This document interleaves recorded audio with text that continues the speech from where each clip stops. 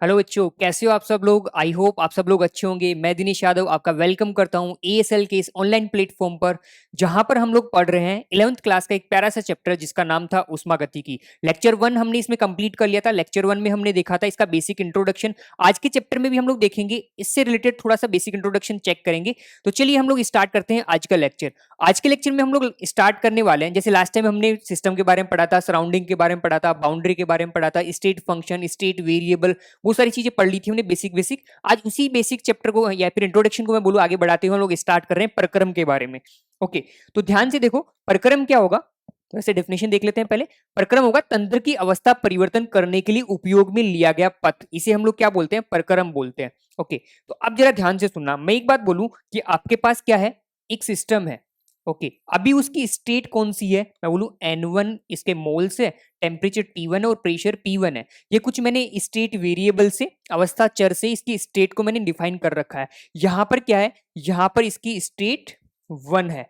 अब बताओ, मेरे को अगर इसकी स्टेट चेंज करनी है तो इन अवस्था चरों में से कुछ भी परिवर्तित हो सकता है। हो सकता है कोई कांस्टेंट हो जाए। तो मैं यहां पर क्या कर रहा हूं कि जब मैं इसकी अवस्था परिवर्तित किया, या फिर मेरे को पता लगा कि थोड़े टाइम बाद जब मैंने इसको चेक किया तो ये कहां पहुंच गया, इसके मोल तो N2 थे, टेम्परेचर अभी भी T1 था, और प्रेशर कितना हो गया, अभी भी कितना हो गया, P2 हो गया। ओके, तो जरा बताओ, अब यहां पर मैं बात करूं स्टेट 1 से स्टेट 2 में जाने के लिए, बताओ क्या यहां पर तापमान नियत है क्या? तो अब हमने कौन से पथ के थ्रू गए कि हम तापमान को नियत करते हुए एक जगह से दूसरी जगह पे पहुंच गए। तो अब यहां पर बताओ कौन सा प्रक्रम आपने काम में लिया? क्या नियत ताप वाला पथ आपने काम में लिया क्या? अब जो नियत ताप, जब हमारे पास नियत ताप होता है तो उस प्रक्रम को हम लोग बोलते हैं समतापीय प्रक्रम। मेरे ख्याल से बात समझ में आई होगी आपको प्रक्रम की। मैं वापस से बता रहा हूं, वापस से क्या, कि जब भी मेरे पास कोई तंत्र अपनी अवस्था परिवर्तित करेगा, तो जिस पथ के थ्रू वो अपनी अवस्था परिवर्तित करेगा उसी पथ को हम लोग क्या बोलते हैं? उस तंत्र का प्रक्रम बोलते हैं। बात समझ में आ रही है? मेरे ख्याल से समझ में आ रही होगी। तो चलो अब हम लोग डिस्कस करते हैं कि ये प्रक्रम कितने प्रकार के हो सकते हैं। तो वापस से मैं नेक्स्ट पिछले वाली स्लाइड में चलता हूं। तो अब बेसिकली देखो, हमारे पास ये प्रक्रम टाइप के हो सकते हैं। यहाँ पर हम लोग डिस्कस करेंगे जनरली 5 टाइप के प्रक्रम को डिस्कस करेंगे, और भी हमारे पास जिनको हम लोग बाद में डिस्कस करेंगे। पहले जो जनरल जनरल है उनको डिस्कस कर लेते हैं। तो चलिए स्टार्ट करते हैं हम लोग 1 नंबर से, समतापीय प्रक्रम। समतापीय प्रक्रम को हम लोग बोलते हैं आइसोथर्मल प्रोसेस भी बोलते हैं। क्या बोलते हैं इसको? Isothermal, isothermal process. प्रक्रम को तो पता है ना सब लोग, प्रोसेस बोलते हैं। ओके, आइसोथर्मल प्रोसेस क्या है? देखो नाम से ही पता लग रहा है, आइसोथर्मल या समतापीय। समतापीय मतलब सब जगह ताप समान रहे। तो जब सब जगह ताप समान रहे तो उसको हम लोग क्या बोलेंगे? समतापीय। तो इसका मतलब क्या हुआ कि हमारे पास ताप क्या होने वाला है? नियत रहने वाला है। तो इसकी परिभाषा अगर आप लोग बोलें तो परिभाषा क्या हो जाएगी? वे प्रक्रम जिनमें अवस्था परिवर्तन के दौरान ताप नियत रहता है समतापीय प्रक्रम कहलाते हैं। बताइए कोई दिक्कत? परिभाषा याद रखने की जरूरत नहीं है, आप तो बस डेफिनेशन में जो नाम दे, जिसका डेफिनेशन पूछा उसका नाम देखो। नाम में क्या दे रखा है? समतापीय, मतलब तापमान को नियत रखना है।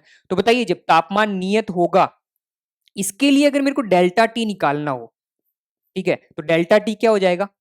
डेल्टा टी क्या होगा? डेल्टा टी का मतलब होता है कि बाद में तापमान माइनस पहले तापमान। तो दोनों जगह तापमान सेम ही है, तो अगर तापमान सेम है तो तापांतर क्या रहने वाला? जीरो हो जाएगा। क्या यहाँ पर बिल्कुल जीरो हो जाएगा। तो हम लोग क्या बोलेंगे? डेल्टा टी यहां से क्या हो जाएगा? जीरो हो जाएगा। दूसरी बात अगर मैं करूं कि अगर मेरे को dt करना हो, dt भी क्या हो जाएगा? जीरो। जरा ध्यान से देखना, डेल टी हम लोग किसके लिए लिखते हैं? एक बड़े परिवर्तन के लिए हम लोग डेल टी को काम में लेते हैं, और dt हम लोग किसके लिए काम में लेते हैं? dt हम लोग काम में लेते हैं एक छोटे परिवर्तन के लिए। तो यहां पर दोनों ही क्या है, मेरे पास परिवर्तन ही तो है। तो जब तापमान परिवर्तन क्या हो जाएगा? यहां पर जीरो हो जाएगा। बात समझ में आ रही है? तो चलो यहां पर हम लोग बोलेंगे कि जब भी समतापीय प्रक्रम होगा तो वहां पर डेल्टा टी क्या होगा? जीरो होगा, और dt क्या होगा? जीरो होगा। बात समझ में आ रही है? मैं ये बोल के चलूंगा कि तापमान क्या रहने वाला होगा? नियत रहेगा।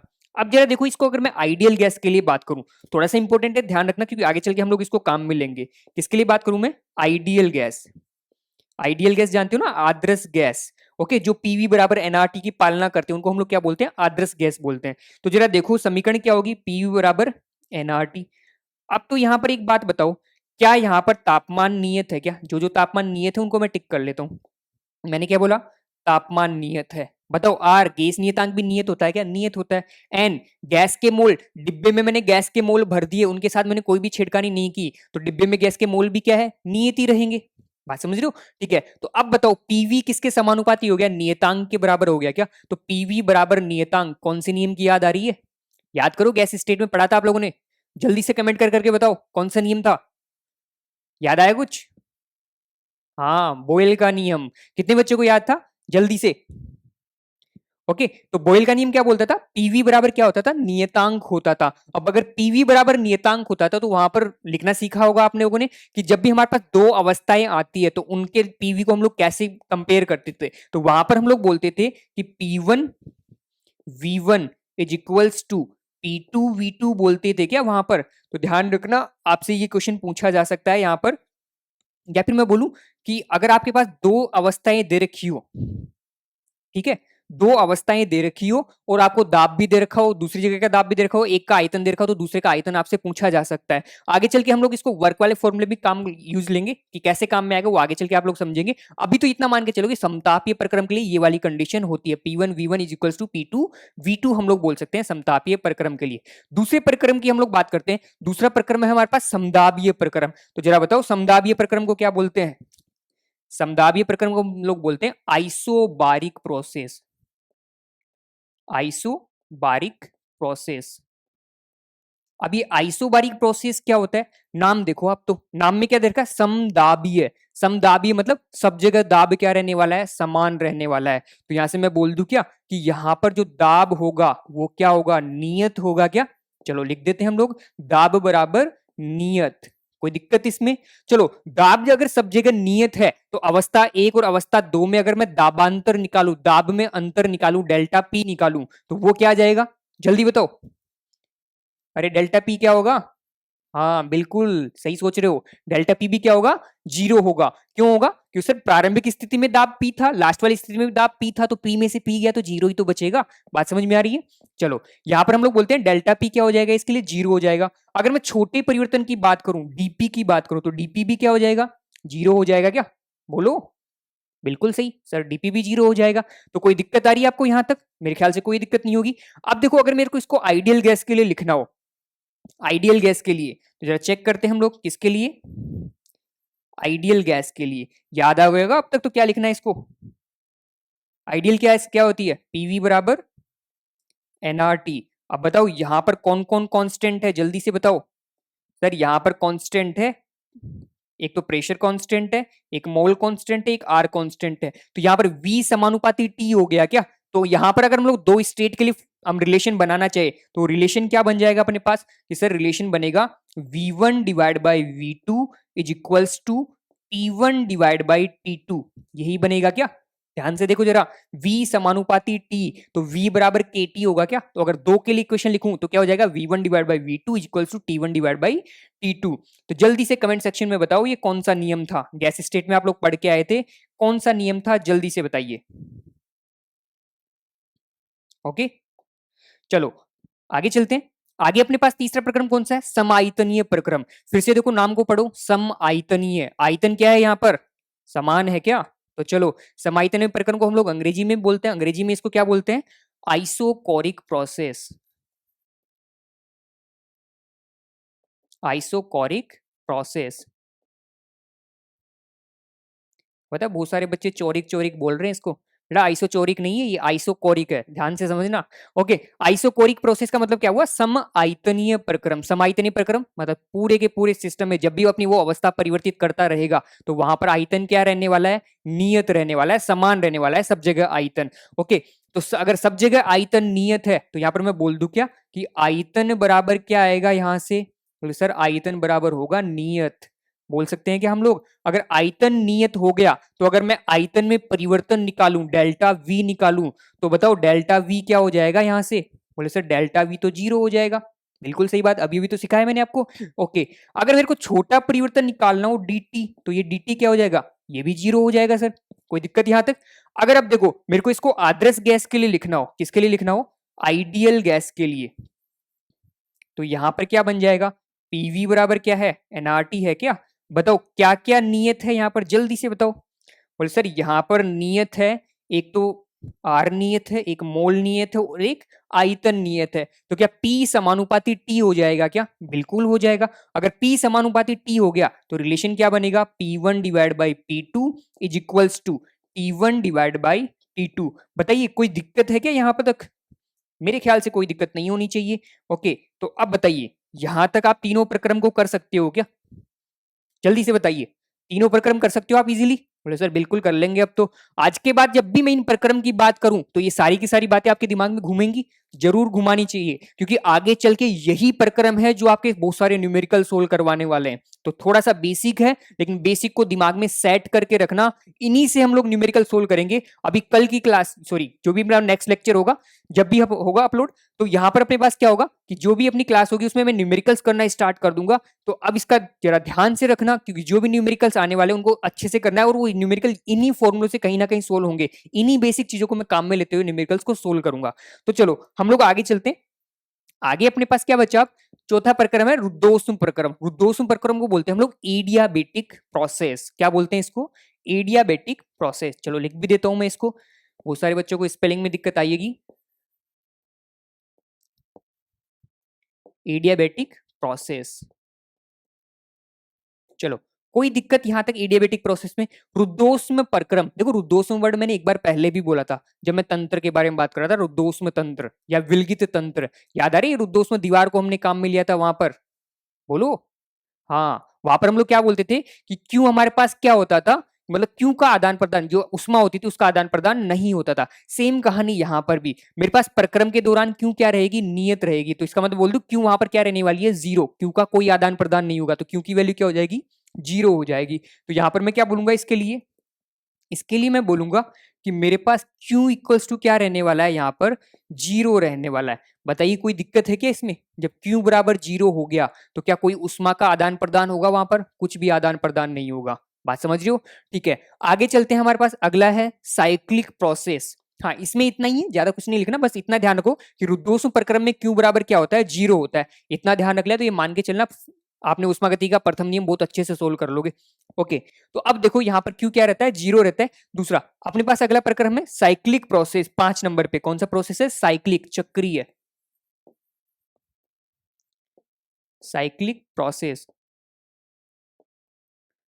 ओके, साइक्लिक प्रोसेस में हम लोग क्या बोलते हैं कि हमारे पास क्या होगा कि जो भी तंत्र होगा, ओके, उसकी प्रारंभिक अवस्था और अंतिम अवस्था क्या रहेगी? समान रहेगी। तो जरा मैं इसको लिख भी देता हूं। हमारे पास क्या रहने वाला है इस वाले में कि हमारे पास प्रारंभिक अवस्था, प्रारंभिक अवस्था किसके बराबर होगी? प्रारंभिक अवस्था बेटा अपनी प्रारंभिक अवस्था होगी जो अंतिम अवस्था होने वाली है। ओके, उसी की क्या रहने वाली है?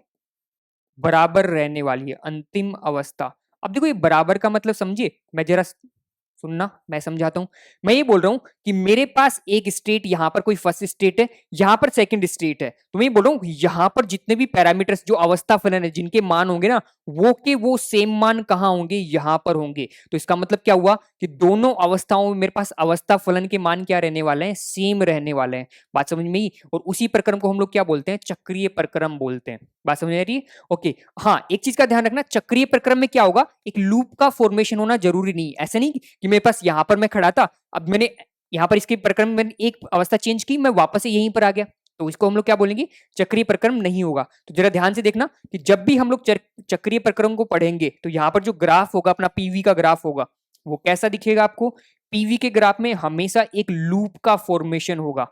बात समझ में आई? वो लूप कैसा भी हो सकता है, वो लूप गोलाकार भी हो सकता है, वो आयताकार भी हो सकता है, वर्गाकार भी हो सकता है, कोई सा भी हो सकता है, लेकिन हमेशा क्या होगा? एक लूप का फॉर्मेशन होगा पीवी ग्राफ में। उसी को हम लोग क्या बोलेंगे? चक्रीय प्रक्रम बोलेंगे। इसको हम लोग चक्रीय प्रक्रम नहीं बोलेंगे। देखो ध्यान से देखो, यहां पर भी क्या हो रहा है कि हम लोग इस डायरेक्शन में चले गए, इस डायरेक्शन में वापस आ गए। कोई लूप बना यहां पर? नहीं बना। मैं यहां से गया, यहां घूम के वापस यहां पे आ गया, तो बताइए कोई लूप बना क्या यहाँ पर? कोई भी लूप नहीं बना। तो इसको हम लोग क्या नहीं बोलेंगे? चक्रीय प्रक्रम नहीं बोलेंगे। तो इसको मैं काट देता हूं यहां से। ये हमारे पास चक्रीय प्रक्रम नहीं है। जब भी चक्रीय प्रक्रम होगा तो हमारे पास क्या होगा? एक लूप का फॉर्मेशन होगा पीवी ग्राफ में। इसको जरूर ध्यान रखना। ओके, तो चलो अब हम लोग आगे चलते हैं। मेरे ख्याल से बेसिक बेसिक प्रक्रम के बारे में आपने पढ़ लिया है। अब जब भी यहाँ पर कुछ क्वेश्चन करने हो तो ये सारे प्रक्रम आपको ध्यान रखने। नेक्स्ट आगे चलते हैं।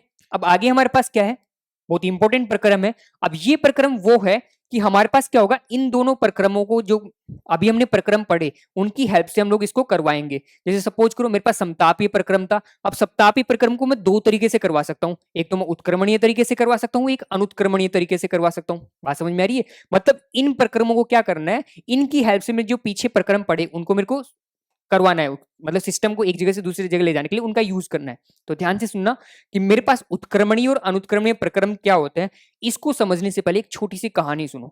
कहानी क्या है उसको भी मैं समझा देता हूं, तो जरा ध्यान से देखना। मैं बोलूं कि मेरे पास एक पिस्टन है, पिस्टन जानते हो? नहीं जानते? चलो कोई बात नहीं, मैं हूं ना। मैं बोल रहा हूं कि मेरे पास एक कंटेनर है यहाँ पर, एक ऐसा, इस कंटेनर में एक तो कंटेनर ये है और एक कंटेनर मेरे पास ये है। सेम सेम बन गए ना? चलो कोई बात नहीं, सेम नहीं बने तो एक कंटेनर मेरे पास ये है। अब यहाँ पर क्या लगा है कि इसका जो एक गेट है ना, वहां पर हमने क्या लगा रखा है, वहां पर हमने लगा रखा है कि ये यहाँ से खुला था और ऊपर की तरफ भी इसमें कंटेनर है, और यहाँ पर मैंने एक ऐसी असेंबली लगा रखी है जो फ्रिक्शन लेस है और वो ऊपर नीचे हो सकती है। मतलब ये वाला गेट क्या है, ऊपर नीचे हो सकता है इजीली। ओके, फ्रिक्शन लेस मतलब यहाँ पर घर्षण बिल्कुल भी नहीं लग रहा। जहां दाब ज्यादा होगा उसके अपोजिट डायरेक्शन में, सपोज करो यहाँ पर दाब ज्यादा है तो ये पिस्टन को ऊपर चला जाएगा इजीली, अगर बाहर दाब ज्यादा है तो पिस्टन कहाँ आ जाएगा, अंदर की तरफ आ जाएगा। इसी को हम लोग बोलते हैं पिस्टन। कोई दिक्कत? सेम कहानी में यहाँ भी बोल देता हूँ कि मतलब यहाँ पर भी मेरे पास क्या है, ऐसा एक सिस्टम बना हुआ है जिस पर क्या लगा रखा है, मैंने पिस्टन लगा रखा है। ओके, जरा ध्यान से सुनना कहानी को क्योंकि बहुत काम की है, इसी से हम लोग उत्क्रमणी और अनुत्क्रमणी की पहचान करेंगे। अब एक और बात बता देता हूं मैं कि इसके अंदर क्या भरी हुई है, गैस भरी हुई है बहुत सारी, मतलब कुछ गैस का अमाउंट इसमें भरा हुआ है। ओके, सेम ऐसे ही अपने पास क्या है, यहां पर भी गैस भरी हुई है। ओके, इसमें भी क्या है, अपने पास गैस भरी हुई है और यहां पर भी क्या है, गैस भरी हुई है। अब बताओ अगर अंदर गैस भरी हुई है तो ये गैस क्या दाब लगाएगी क्या पिस्टन के ऊपर? बोले सर बिल्कुल लगाएगी गैस दाब पिस्टन के ऊपर। ओके, अगर गैस पिस्टन के ऊपर दाब लगा रही है तो क्या होगा, पिस्टन क्या ऊपर की तरफ जाएगा क्या? बात समझी? अगर पिस्टन ऊपर की तरफ जाएगा, मैं ऊपर दाब लगा दूं तो क्या होगा? बोले सर गैस पिस्टन रुक जाएगा। अब कब रुकेगा? सर पिस्टन जब रुकेगा जब अंदर का दाब बराबर हो जाए बाहर के दाब के, तभी तो पिस्टन रुकेगा। बात समझ रहे हो? चलो यहां तक मेरे ख्याल से बात समझ में आई होगी आपको। अब जरा मैं एक बात बोलता हूं कि यहां पर आपने क्या रखा रखा है, एक कटोरी ली, मतलब कुछ भी एक बाउल वगैरह लिया, बीकर वगैरह लिया, और उसमें आपने यहां पर डाल दी 10 किलो मिट्टी डाल दी। कितनी मिट्टी डाल दी? 10 kg। मैं बोल रहा हूं यहां पर 10 kg का आपने वेट रख रखा है। ओके, सेम वेट आपने यहां पर भी रख रखा है, मतलब एक बाउल ले रखा है, उसमें 10 किलो क्या डाल रखी है आपने, मिट्टी डाल रखी है। ध्यान से सुनना बेटा मैं क्या बोल रहा हूं, 10 kg आपने क्या डाल रखी है, उसमें मिट्टी डाल रखी है। बात समझ में आई? तो जरा आप ध्यान से सुनना, मैं दो काम करता हूं। एक तो क्या काम करता हूं, एक तो इस बाउल को एक साथ उठा के साइड में कर देता हूं। बात समझे क्या बोला मैंने? इस बाउल को मैंने क्या किया, एक साथ उठाया और साइड में कर दिया। दूसरा मैं क्या बोल रहा हूं कि इस बाउल में जो मिट्टी है ना, उसके छोटे छोटे पार्टिकल को एक एक पार्टिकल उठा उठा के बाहर कर रहा हूं, एक एक पार्टिकल उठा उठा के बाहर कर रहा हूं। बात समझ में आ रही है? दोनों केस समझ पाए मेरे ख्याल से? अरे समझ लिए ना? ठीक है, अब बताओ कौन से वाले केस में क्या होगा, जरा ध्यान से बताओ, समझो, सोचो थोड़ा सा।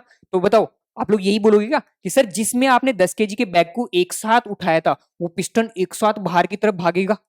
यही तो होगा, हाँ है ना? ठीक है, अब बताओ ये बैग को मैंने हटाया, पिस्टन एक साथ बाहर भाग गया, क्या ये जब तक बाहर भागेगा तब तक दोनों साइड का दाब बराबर नहीं हो जाता? बात समझिए, मतलब एक साइड पिस्टन कहाँ हो जाएगा, बाहर की तरफ भागेगा। बात समझ में आ रही है? हाँ, कुछ बच्चों के दिमाग में आ रहा होगा सर ये तो निकल जाएगा इससे सिलेंडर के बाहर। ऐसा कुछ नहीं है। यहाँ पर मैंने क्या रखा रखा है, ये मैंने बहुत लंबे लंबे लगा रखे हैं। यहाँ पर ये क्या है, आपके पास जो ये दीवारें हैं बहुत बड़ी दीवार है, तो पिस्टन वहां तक मूव करेगा जहां तक दोनों साइड का दाब बराबर नहीं हो जाता। यहां पर मैं क्या कर रहा हूं, मैं एक एक कण को उठा रहा हूं, तो जैसे ही एक कण को उठाऊंगा क्या ऊपर एक हल्का सा दाब कम होगा क्या? अगर हल्का सा दाब कम हुआ तो पिस्टन हल्का सा ऊपर उठेगा, आपको पता भी नहीं लगेगा कितना ऊपर उठा। क्या देख सकते हो क्या आप नेक्ड आई से? नहीं देख पाओगे। तो यहां पर हम लोग बोलेंगे कि जैसे ही मैं एक क्या कर रहा हूं, एक दाने को उठाऊं, यहां से दाने को उठाऊंगा पिस्टन थोड़ा सा ऊपर उठेगा, फिर एक दाने को पिस्टन थोड़ा सा ऊपर। तो बताओ यहां पर 10 किलो चीनी को उठाने में कितनी पीढ़ियां लग जाएंगी? हाँ, 4-5 पीढ़ियां तो लग जाएंगी ना कम से कम। ओके, 10 किलो मिट्टी में देखो कितने पार्टिकल्स होंगे, गिनने बैठना कभी। बैठ जाओगे ना? हाँ, पहले नीट क्लियर कर लो, जेई क्लियर कर लो, उसके बाद गिनने बैठना आराम से कॉलेज जाके। ठीक है, तो चलो यहां पर मैं बात कर लूं कि मेरे पास यहां पर मैं क्या कर रहा हूं, एक एक पार्टिकल को उठा रहा हूं, यहां पर मैं पूरा बैग एक साथ उठा रहा हूं। तो मेरे ख्याल से दोनों सिनेरियो समझ पाए आप लोग। क्या हुआ, यहां पर पिस्टन एक साथ बाहर भाग गया, यहां पर पिस्टन क्या है, बिल्कुल धीरे धीरे धीरे धीरे धीरे धीरे धीरे धीरे ऊपर उठ रहा है। बात समझ रहे हो? अच्छा, अब मैं आपसे पूछूं कि यहां पर इस प्रक्रम को होने के लिए कितना टाइम लगा? अरे 1 सेकंड में प्रक्रम हो गया ना, कि जैसे ही मैंने बैग उठाया पिस्टन तुरंत बाहर। यही तो हुआ। बताओ इस प्रक्रम को पूरा होने के लिए 10 किलो मिट्टी बाहर हटाने के लिए कितना टाइम लगेगा? 10 किलो मिट्टी को मैं उठाऊंगा तो धीरे धीरे एक एक कण करके कम से कम बहुत ज्यादा टाइम लगेगा ना, 5-7 पीढ़ियां तो लगेगी कम से कम, ये मान के चलना, क्योंकि 10 किलो मिट्टी है, बहुत सारे पार्टिकल्स होते हैं उसमें, 5-7 पीढ़ियां हो लगेंगी, मान के चलना ये बात। ओके, तो अब बताओ दोनों में से तेज कौन सा हुआ? बोले सर तेज तो ये होगा। ओके, और दोनों में से धीरे कौन हुआ? धीरे ये वाला होगा। बात समझिए। दूसरी बात, अब देखो इरिवर्सिबल का मतलब क्या है? जो एक तरफ भाग गया वापस लाने के लिए हमें बहुत ज्यादा ताकत लगानी पड़ेगी, वो है मेरे पास क्या है? इरिवर्सिबल। तो अब बताओ यहां पर ये एक साथ बाहर भाग गया क्या, तो इसको मैं क्या बोलूंगा? इरिवर्सिबल प्रक्रम। ओके, इरिवर्सिबल मतलब अभी मैंने बताया अनुत्क्रमणीय प्रक्रम, अनुत्क्रमणीय जो दोनों डायरेक्शन में नहीं चलता हो। अब देखो यहां पर आपने क्या किया, एक पार्टिकल को उठा के साइड में डाला, पिस्टन थोड़ा सा ऊपर उठा। ओके, अगर आपको वापस उसको पिस्टन लेके जाना तो क्या करना पड़ेगा? हल्का सा कण ही तो उठाना पड़ेगा, छोटा सा कण उठा के डाल दोगे, पिस्टन वापस से नीचे चला जाएगा। बात समझिए। तो यहां पर आपको क्या करना पड़ेगा? पिस्टन को वापस रिवर्स करने के लिए एक हल्का सा फोर्स लगाना पड़ेगा। बात समझिए।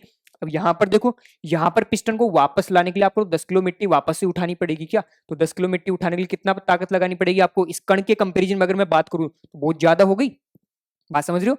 तो यहां पर मैं बोलूंगा, अब देखो जरा ध्यान से सुनना, यहां पर मैं बोलूंगा कि यहां पर मेरे पास पिस्टन क्या हो रहा है? ऊपर जाएगा, और अगर एक कण वापस डाल दो तो वापस नीचे आ जाएगा, बहुत धीरे धीरे धीरे धीरे चलेगा। ये प्रक्रम क्या करेगा? एकदम सडन हो जाएगा, अचानक से ये प्रक्रम हो जाएगा। बात समझिए। तो अब ध्यान से सुनना, जो अचानक जो प्रक्रम होते हैं उनको हम लोग बोलते हैं अनुत्क्रमणीय प्रक्रम, और जो धीरे धीरे होते हैं उनको हम लोग बोलते हैं उत्क्रमणीय प्रक्रम। तो परिभाषा क्लियर होगी? परिभाषा में लिख भी देता हूं। परिभाषा क्या लिखेंगे हम लोग कि यहां पर अगर हम लोग इसके बात करें कि उत्क्रमणीय प्रक्रम कौन होंगे, तो हम लोग बोलेंगे कि वे प्रक्रम जिनको होने में अनंत समय लगता है, या फिर जो अति निम्न या फिर बहुत कम गति से जो संपन्न होते हैं, उन प्रक्रम को हम लोग क्या बोलते हैं? उत्क्रमणीय प्रक्रम बोलते हैं। तो चलो यहां पर मैं लिख देता हूं, यहां पर क्या होगा? ये प्रक्रम अत्यंत अत्यंत धीमी गति से होते हैं, धीमी गति से होते हैं। बताइए कोई दिक्कत इसमें?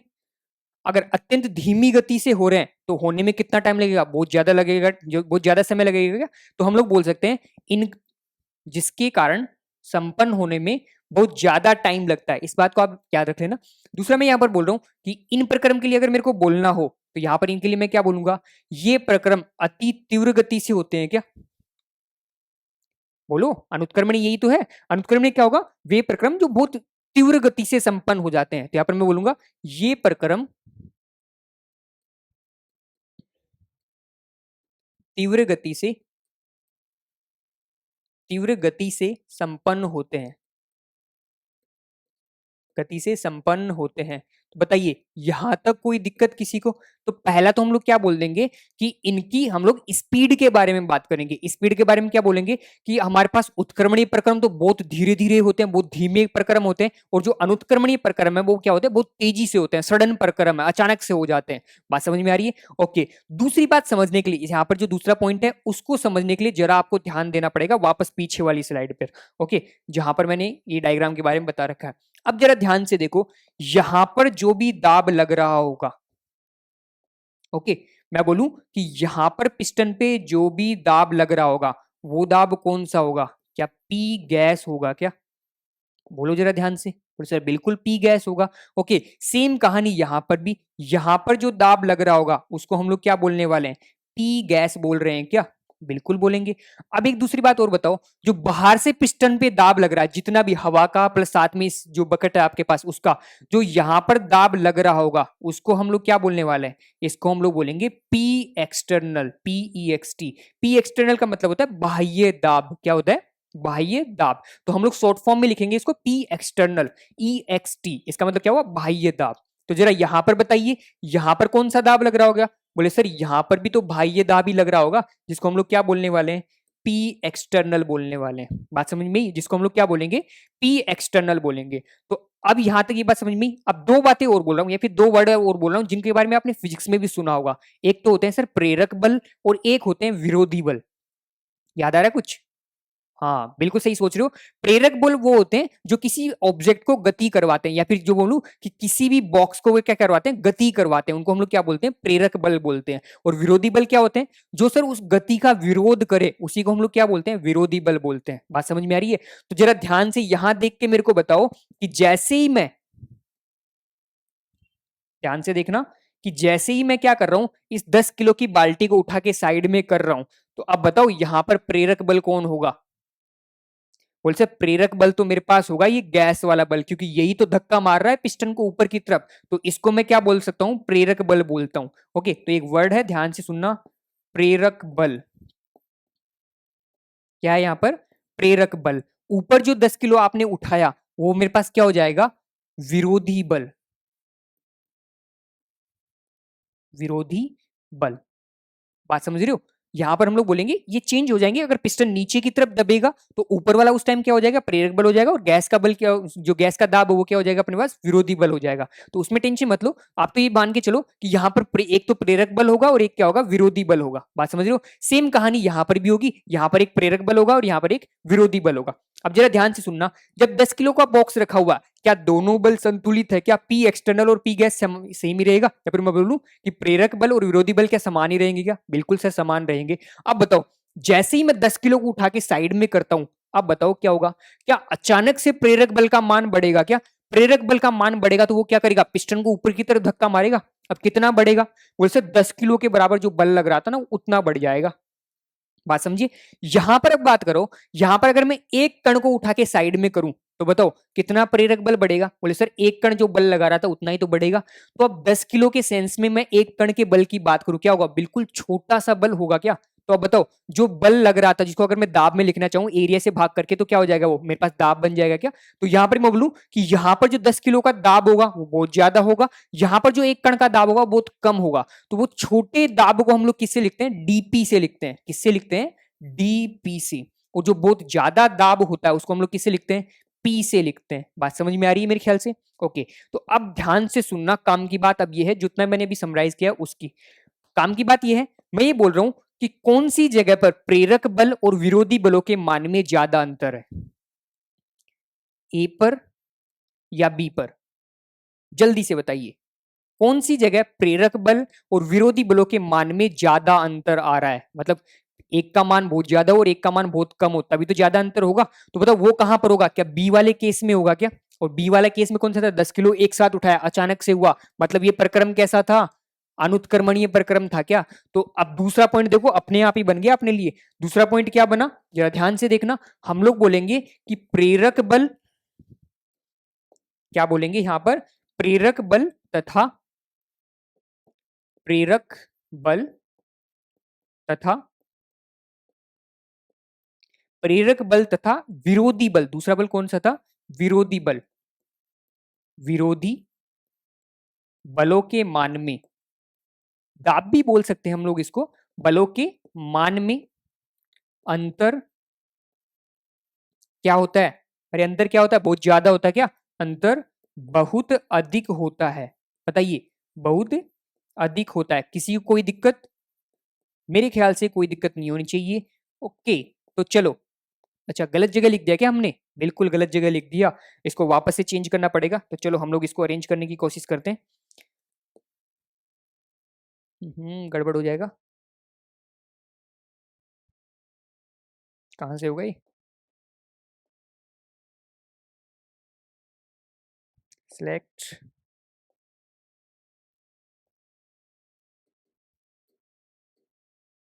ओके कोई बात नहीं, मिटा के लिख लेते हैं हम लोग।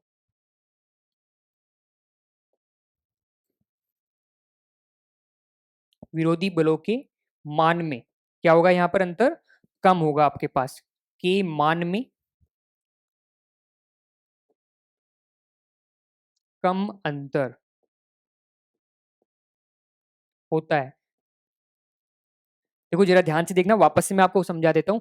मैंने बोला कि हमारे पास क्या हो रहा है, यहाँ पर अंतर कम होगा। कम किसके लिए होगा? यहाँ पर देखो मैंने एक छोटा सा कण उठाया था तो वहां पर अंतर क्या होगा, कम होगा। यहाँ पर मैं एक 10 किलो को एक साथ ही हटा रहा हूं तो यहाँ पर अंतर क्या होगा, बहुत ज्यादा होने वाला है। ओके, तो दूसरा हम लोग क्या लिखेंगे इसके लिए, कि यहाँ पर हम लोग क्या बोलेंगे कि जो मेरे पास है प्रेरक बल, क्या है मेरे पास, प्रेरक बल तथा, ध्यान से समझते हुए चलना, कि मान के चलना उत्क्रमणीय प्रक्रम और अनुत्क्रमणीय प्रक्रम से कार्य में बहुत सारी जगह और भी आएंगी जहां पर हम लोग क्या करने वाले हैं, न्यूमेरिकल करने वाले हैं, और उनका काम यूज कहां से होगा, इन्हीं से प्रेरक बल और विरोधी बलों के मान को हम लोग बहुत अच्छे से यूज करने वाले हैं। हाँ, डायरेक्ट स्टेटमेंट बेस वाले क्वेश्चन भी पूछे जाते हैं, तो उसके लिए भी तैयार रहना। प्रेरक बल तथा विरोधी बल,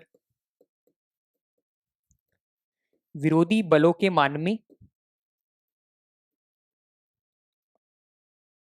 मान में बहुत अधिक अंतर होता है, बहुत अधिक अंतर होता है। बताइए, कोई दिक्कत? हैंडराइटिंग तो समझ रहे हो ना सब लोग? हाँ, बस समझ जाना हैंडराइटिंग को, तो क्योंकि थोड़ा सा अभी इंप्रूवमेंट होगा इसमें। ओके, तो अब चलो हम लोग बात करते हैं, हमारे पास क्या है, प्रेरक बल तथा विरोधी बलों के मान में बहुत अधिक अंतर होता है। क्या 2 पॉइंट क्लियर है क्या सबको? मेरे ख्याल से सबको क्लियर होंगे। ओके, तो यहां पर देखो मैं थोड़ा सा बोल भी सकता हूं, अगर यहां पर अंतर कम है, वापस चलो देखो, मैं स्लाइड पे दिखा देता हूं आपको, यहां पर अगर अंतर कम है दोनों के मान में, तो इन दोनों को मैं क्या बोल सकता हूं, क्या मेरे पास पी गैस लगभग बराबर होगा क्या पी एक्सटर्नल के? ध्यान से सुनना और समझना इस बात को, अंतर बहुत कम है, डीपी अंतर है, तो इतने से अंतर को मैं क्या कर सकता हूँ, नगण्य कर सकता हूँ, और मैं बोल सकता हूँ कि कंटिन्यूअसली मेरे पास क्या रहेगा, यहाँ पर पी गैस और पी एक्सटर्नल में क्या रहने वाला है, लगभग बराबर रहेंगे, ये बात। ओके, चलो यहां पर बताओ, क्या यहां पर लगभग बराबर हो सकता है क्या? मैं 10 किलो को एक साथ ही हटा दूं, तो हटाने के बाद क्या होगा, पी एक्सटर्नल बहुत ज्यादा हो जाएगा क्या यहाँ पर? तो मैं बोलूंगा कि यहाँ पर पी एक्सटर्नल और पी गैस कभी भी बराबर नहीं होंगे। और अगर मैं बात करूं कौन सा वाला ज्यादा होगा, तो जो प्रेरक बल है वो हमेशा ज्यादा होगा किससे, विरोधी बल से। तो मेरे ख्याल से बात क्लियर होगी आपको। तो चलो इस पॉइंट को भी लिख लेते हैं। यहां पर मैं जब भी उत्क्रमणी की बात करूंगा तो वहां पर मैं क्या लिखूंगा, कि पी गैस मेरे पास क्या होगा, लगभग बराबर होगा पी एक्सटर्नल के। बात समझ में आ रही है? थोड़ा सा इंपॉर्टेंट पॉइंट बन जाता है ये, कि हम लोग क्या बोलेंगे कि पी गैस मेरे पास किसके बराबर रहने वाला है, पी एक्सटर्नल के बराबर रहने वाला है। इसके लिए हम लोग क्या बोलेंगे कि सर यहां पर जो प्रेरक बल होगा, क्या बोलेंगे, प्रेरक बल। अब प्रेरक बल देखो, मैं यहाँ पर पी गैस और पी एक्सटर्नल इसलिए नहीं लिख रहा क्योंकि प्रेरक बल की डेफिनेशन बदलती रहती है। जब भी आपके पास सपोज करो बाह्य बल ज्यादा हो जाएगा, बाह्य दाब ज्यादा हो जाएगा, तो वो प्रेरक बल हो जाएगा। जब अंदर वाला दाब ज्यादा होगा तो वो प्रेरक बल हो जाएगा। इसलिए मैं इनको सिंपल ऐसे लिख रहा हूं कि प्रेरक बल मेरे पास क्या होगा, बहुत बहुत ज्यादा होगा किससे, विरोधी बल से। किससे? विरोधी बल से। या फिर हम लोग इसको दाब भी बोल सकते हैं, कि पिस्टन का एरिया दोनों के लिए सेम ही रहेगा, तो इसको हम लोग दाब भी बोल सकते हैं, उसमें कोई दिक्कत वाली बात नहीं है। आपको पता है ना फॉर्मूला, दाब और प्रेशर में क्या फॉर्मूला होता है, सॉरी दोनों सेम ही बोल दिए मैंने तो।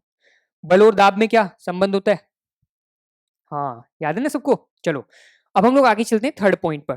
थर्ड पॉइंट की अगर मैं बात करूं तो ध्यान से सुनना, सिंपल यही वैसे तो आपको पता है। अगर मैं इसकी बात करूं तो बताओ, ये क्या आपके पास कुछ स्टेप्स में कंप्लीट हो जाएगा क्या, 2-4 स्टेप्स में, 4-5 स्टेप्स में, बताओ कंप्लीट हो जाएगा?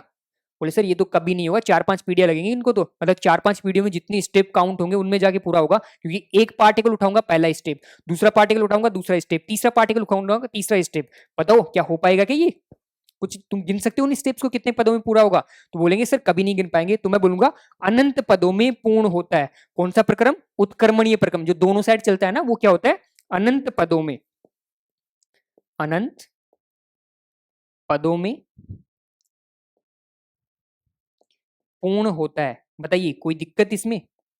मेरे ख्याल से कोई दिक्कत नहीं होनी चाहिए। दूसरा, इसके बारे में जल्दी बताओ क्या होगा।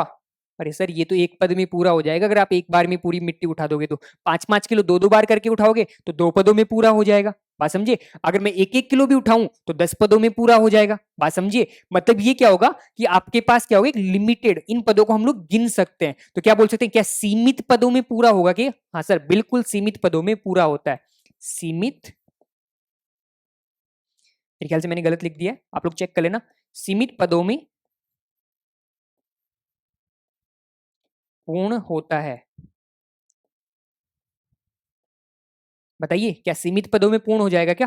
बिल्कुल सर पूरा हो जाएगा। चौथा पॉइंट अगर आप लिखना चाहो तो लिख सकते हो, क्योंकि मैंने पहले भी एक्सप्लेन कर दिया था आपको, दोबारा मैं फिर से बताता हूँ। बताओ क्या ये निश्चित समय में पूरा होगा? बोले सर नहीं होगा, ये तो अनंत समय में पूरा होगा, या फिर मैं बोलूं अनिश्चित समय में पूरा होगा। और यहाँ पर बताओ, यहाँ पर क्या होगा, क्या ये निश्चित समय में पूरा होगा क्या? हाँ सर, बिल्कुल निश्चित समय में पूरा होगा। जितने स्टेप्स में आप करवाओगे उतने समय हम लोग चेक कर लेंगे, उतने स्टेप में ये पूरा हो जाएगा। बात समझे? तो यहाँ पर ये हमने किसके बारे में पढ़ लिया? उत्क्रमणीय और अनुत्क्रमणीय प्रक्रम के बारे में पढ़ लिया। जो सबसे इंपॉर्टेंट काम की बात है वो है ये 2 पॉइंट जिनको मैंने बॉक्स में बंद किया है। बहुत ज्यादा इंपॉर्टेंट है, क्योंकि यहाँ से हम लोग इनकी हेल्प से न्यूमेरिकल सोल्व करेंगे, वर्क का फॉर्मूला कैलकुलेट करेंगे। तो उसके लिए तैयार रहना। उत्क्रमणीय क्या होता है? जो दोनों साइड में चलता है, मतलब या फिर मैं बोलूं कि जिसमें प्रेरक बल और विरोधी बलों के मान में लगभग नगण्य अंतर होता है। और जो मेरे पास क्या है? अनुत्क्रमणीय प्रक्रम। ये क्या होता है मेरे पास? अनुत्क्रमण प्रक्रम में प्रेरक बल और विरोधी बलों में क्या होता है? अंतर बहुत ज्यादा होता है। एक और इंपॉर्टेंट बात मैं वो भी लिखवा देता हूं। हम लोग बोलेंगे कि यहां पर अब देखो, अगर मैं पिस्टन के बारे में स्टडी कर रहा हूं तो यहां पर बताओ तंत्र कौन हुआ? गैस होगी या बाहर का वातावरण होगा? अरे गैस ही तो होगी। तो हम लोग बोलेंगे कि यहां पर जो मेरे पास तंत्र है वो तंत्र कौन है? ये गैस मेरे लिए क्या है? तंत्र है। और इसके बाहर का जो भी एरिया है वो सारा का सारा मेरे लिए क्या है? अरे परिवेश है क्या? बिल्कुल सर, परिवेश है। तो अब एक बात बताओ, यहां पर पिस्टन क्या रहेगा? परिवेश और तंत्र के साथ साम्य अवस्था में रहेगा क्या? बोले सर बिल्कुल साम्य अवस्था में रहेगा। अगर थोड़ा सा ऊपर जाएगा तो मैं 1 मीटर कण वापस डालूंगा तो वापस उतना ही नीचे आ जाएगा। तो बताओ कंटिन्यूअसली ये स्टेप्स चलते रहेंगे क्या? बोले सर बिल्कुल चलते रहेंगे। तो हम लोग क्या बोलेंगे कि हमारे पास जो ये उत्क्रमणीय प्रक्रम है ये सदैव सदैव कहां रहता है? ये ऊष्मागतिकीय साम्य अवस्था में रहता है। कहां रहता है? सदैव सदैव ऊष्मागतिकीय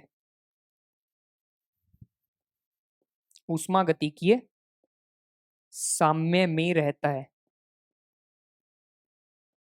अब ऊष्मागतिकीय साम्य का मतलब कितने बच्चे जानते हैं?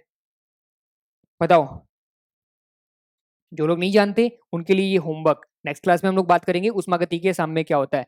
तो चलो होमवर्क मिल गया आज का एक। तो उस जल्दी से बताइए ऊष्मागतिकीय साम्य क्या होता है। नहीं पता कहीं से पढ़िए, पढ़ के बताइए ऊष्मागतिकीय साम्य क्या होता है। ओके, आपने पढ़ रखा हो ना रासायनिक साम्य, पढ़ा है ना, आयनिक साम्य। तो सेम उसी के बारे में पूछ रहा हूँ कि ऊष्मागतिकीय साम्य क्या होता है। आप जल्दी से बताइए। चौथा पॉइंट यहां पर मैं क्या लिखता हूं इसके लिए कि यहां पर हम लोग बोलेंगे कि जब तक प्रक्रम चल रहा है ये साम्य अवस्था में नहीं रहता। हाँ वो बात अलग है कि प्रारंभिक अवस्था और अंतिम अवस्था साम्य में रहती है, लेकिन हमें तो वो क्या होगा, प्रारंभिक और जो अंतिम है वहां पर प्रक्रम थोड़े चल रहा है। प्रक्रम तो बीच में चलेगा ना, जब भी वो स्टेट चेंज करेगा अपनी। बात समझिए, उसी को तो हम लोग प्रक्रम बोलेंगे। तो यहां पर हम लोग क्या बोलने वाले हैं कि प्रक्रम ये साम्य अवस्था में, डायरेक्ट लिख देता हूं साम्य अवस्था। अब साम्य कौन सा? ऊष्मागतिकीय साम्य की बात कर रहा हूं मैं। साम्य अवस्था में नहीं रहता है। बताइए, मेरे ख्याल से आप सब लोगों को उत्क्रमणीय और अनुत्क्रमणीय के बारे में चीजें पता लग गई होंगी। हाँ छोटी सी बात मैं बोल देता हूं, इसको हम लोग उत्क्रमणीय को अंग्रेजी में क्या बोलते हैं? रिवर्सिबल प्रोसेस बोलते हैं। इसको हम लोग क्या बोलते हैं? इरिवर्सिबल प्रोसेस बोलते हैं। ओके, तो चलिए हम लोग आगे चलते हैं। आगे मेरे ख्याल से ये सारी चीजें क्लियर हो गई होंगी। जल्दी से ओके लिखकर बता दीजिए कि सारी चीजें आपको क्लियर हो चुकी है। ओके, तो चलो अब हम लोग आगे चलते हैं। आगे हमारे पास क्या है? अब हम लोग बात करते हैं उष्माधारिता के बारे में। देखो बेसिक बातें सारी क्लियर हो चुकी है। अब उष्मा के बारे में जो एक वर्ड हम लोग पढ़ते हैं बार बार, उष्माधारिता उष्माधारिता आपके आएगा चैप्टर में, तो उसके बारे में हम लोग चीजें क्लियर कर लेते हैं। यहां से इससे रिलेटेड कुछ फॉर्मूले भी बनेंगे, उनको भी हम लोग क्लियर करते हुए चलते हैं, और इसके बारे में छोटी छोटी बातें हैं उनको भी क्लियर करते हैं, क्योंकि डायरेक्ट यहां से क्वेश्चन पूछे जाते हैं। उष्माधारिता का यूज यहाँ पर जब हम लोग पढ़ेंगे, यहाँ तो कुछ नहीं है, लेकिन आगे चीजें कनेक्ट होंगी इससे बहुत ज्यादा, तो इसलिए उष्माधारिता को थोड़ा सा ध्यान से पढ़ना। ओके, तो चलो हम लोग बात करते हैं उष्माधारिता। मैंने बोला था जब भी कोई चीज की डेफिनेशन बनाए तो पहले उसके नाम के बारे में सोचो। साइंटिस्ट लोग बहुत अच्छे थे, वो क्या करते थे कि जो भी चीज होती है ना उसको नाम में डाल देते थे उसको, तो इजीली हम लोग उसको रीड कर पाए। तो उष्माधारिता, देखो धारिता का मतलब क्या होता है? ग्रहण करना होता है क्या? बिल्कुल होता है। और उष्मा का मतलब क्या है? ऊर्जा, यही तो होता है। हाँ एक क्वेश्चन और याद आ गया मेरे को, लास्ट लेक्चर में मैंने बताया था आपको उष्मा और ऊर्जा में क्या संबंध होता है, या फिर दोनों में क्या अंतर होता है। याद है क्या सबको? ओके, वहां पर बहुत सारे बच्चे सही आंसर भी लिखे, लेकिन बहुत सारे बच्चे सही आंसर नहीं लिख पाए। मैं एक बार फिर से बोलता हूं कि आप इसके बारे में थोड़ा सा और सोचना, बिल्कुल अच्छे से आंसर सोचो, वापस से कमेंट करना। ओके, ये कंटिन्यू में चलेगा अपने पास। जब डीपीपी सॉल्यूशन करवाऊंगा तो मैं इसको सोल्व करवा दूंगा, उसमें कोई दिक्कत नहीं। ओके, यहाँ पर मेरे पास क्या है? उष्माधारिता। उष्माधारिता मतलब कि मेरे पास कोई एक ऐसा सिस्टम होगा जिसके अंदर मैं उष्मा को भर दूं। बात समझ में आई? वही क्या होगी, उस पदार्थ की उष्मा धारिता हो जाएगी, वो कितनी उष्मा को ग्रहण कर सकता है। बात समझे? तो चलो यार इसको थोड़ा सा एग्जांपल से समझू। मैं बोलूं कि मेरे पास यहां पर एक लोहे का ब्लॉक है, ओके, ये कितना उष्मा को ग्रहण कर सकता है, कितनी उष्मा को ये अपने अंदर समा सकता है, वही क्या होगी, इसकी उष्मा धारिता होगी। बात समझे? ठीक है, तो मेरे ख्याल से आपने डेफिनेशन के हिसाब से तो आपने समझ लिया, मतलब एक सिंपल मैनर में अगर मैं बात करूं तो वो तो आपने समझ लिया। अब हम लोग बात करते हैं इसकी डेफिनेशन की। डेफिनेशन क्या होती है, किसी भी पदार्थ का, मैं लिख देता हूं क्या होता है, किसी भी पदार्थ, पदार्थ तो जानते हो ना आप सब लोग। हाँ बहुत अच्छी है, बोले सर जिसका द्रव्यमान होता है और जिसका आयतन होता है उसी को हम लोग क्या बोलते हैं, पदार्थ बोलते हैं। बेसिक बात है, ध्यान रखना। किसी भी पदार्थ का तापमान 1 डिग्री सेल्सियस या 1 केल्विन बढ़ाने के लिए, क्या ये, बढ़ाने के लिए,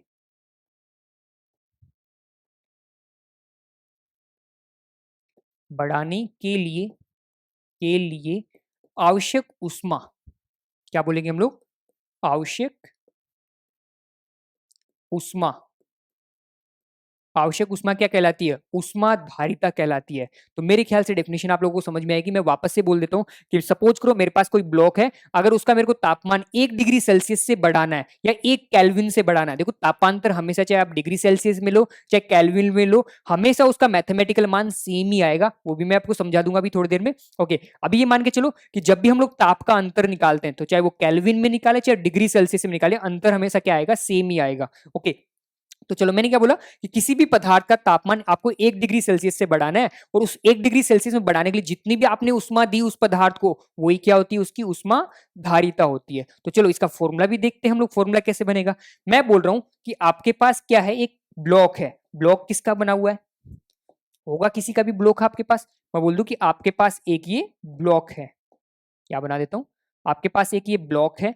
अब एक बात बताओ, इस ब्लॉक का मेरे को तापमान बढ़ाना है, पहले मैं छोटे छोटे अल्प अंतराल के कर लेता हूं, फिर उसका समाकलन करके जोड़ दूंगा उसको। ओके, तो जरा ध्यान से सुनो, मैं बोल रहा हूं कि इसका मेरे को कितना तापमान बढ़ाना है, डीटी तापमान बढ़ाना है। तो बताओ डीटी तापमान बढ़ाना है तो क्या इसमें छोटी सी उष्मा की मात्रा देनी पड़ेगी। तो मैं क्या बोल रहा हूं कि इसको मैंने कितनी उष्मा सप्लाई कर दी, डी क्यू उष्मा सप्लाई कर दी। क्या किया मैंने कि इस ब्लॉक का मेरे को डीटी तापमान बढ़ाना है, तो कितनी उष्मा सप्लाई की मैंने इसको, डीक्यू उष्मा सप्लाई की। अब जरा ध्यान से देखना, मैं क्या बोलता हूं कि डीटी तापमान बढ़ाने के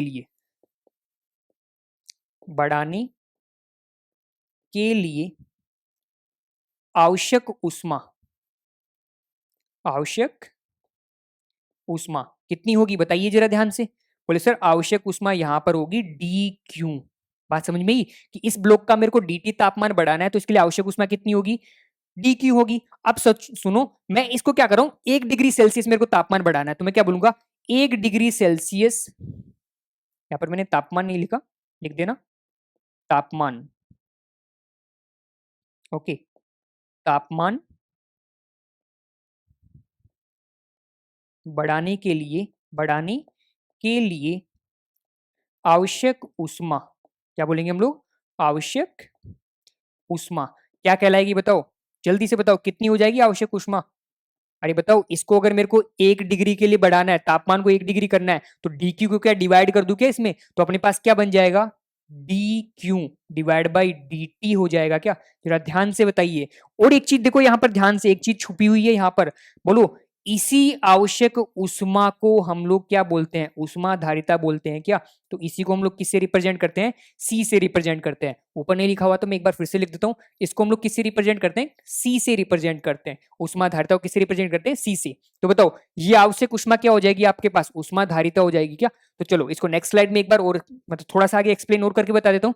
हमारे पास क्या निकल के आया कि बोले सर हमारे पास आ गया सी बराबर क्या हो गया, सी बराबर हम लोग लिखेंगे D Q divide by D T. अब जरा ध्यान से देखो, यहां पर आपको ये क्या समाकलन वाली फॉर्म दिख रही है क्या, अरे अवकलन वाली फॉर्म दिख रही है ना। तो अवकलन को हटाने के लिए मेरे को क्या करना पड़ेगा, समाकलन करना पड़ेगा क्या। या फिर मैं बोलूं कि ये मेरे पास क्या हुआ, एक अल्प अंतराल के लिए आया है। ओके, या फिर मैं बोलूं एक अल्प तापमांतर बढ़ाने के लिए आया। अगर मेरे को 1 डिग्री से निकालना है तो क्या करना पड़ेगा मेरे को, यहाँ पर इसका समाकलन करना पड़ेगा। तो मैं क्या कर दूं, डी टी को यहां भेज देता हूं, तो अपने पास क्या बचेगा, D Q equals to C D T होगा। चलो, अगर मैं इसका समाकलन करूं, समाकलन कहां से कहां तक, जितना मेरे को तापमान बढ़ाना है, तो T1 से T2 ले लूं। बहुत अच्छा, यहां पर भी क्या हो जाएगा, सेम स्टेट 1 से स्टेट 2 तक जाएगा क्या।